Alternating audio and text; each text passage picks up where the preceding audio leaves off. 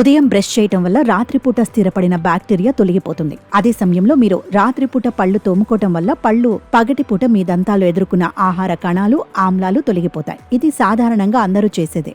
అయితే ఇలా చేయటం వల్ల దంతాలను మనమే డ్యామేజ్ చేసుకున్న వారం అవుతాం అంటున్నారు. ఎందుకంటే మనం బ్రషింగ్ కోసం పేస్టును వాడేది అందులో ఉండే ఫ్లోరైడ్ కోసం.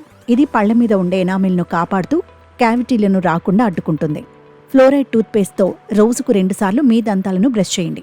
రోజుకు ఒకసారి మీ దంతాల మధ్య ఫ్లాష్ చేయండి లేదా శుభ్రం చేసుకోండి.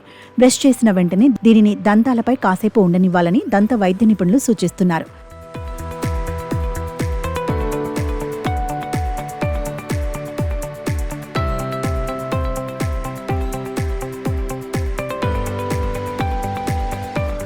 నోట్లో ఉండే పేస్ట్ నురగను బయటకు ఉమ్మివేసిన తర్వాత పళ్లపై పేస్ట్ పలుచటి పొరలాగా కాసేపు ఉండనివ్వాలి. అప్పుడే అందులో ఉండే ఫ్లోరైడ్ పళ్లకు పట్టుకుని ఉండి ఒక కోటింగ్ను ఏర్పాటు చేస్తుంది. ఇది మన పళ్లకు రక్షణనిస్తుంది. తర్వాతి కాలంలో పళ్ళు వదలవడం, ఇతర దంత సమస్యలు రాకుండా ఉంటాయట.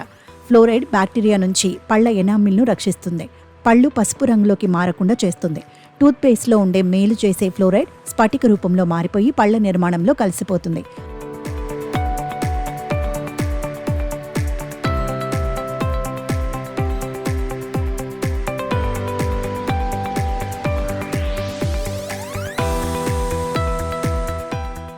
అప్పుడది ఫ్లోరా పటేల్ అనే ఖనిజాన్ని ఉత్పత్తి చేస్తుంది.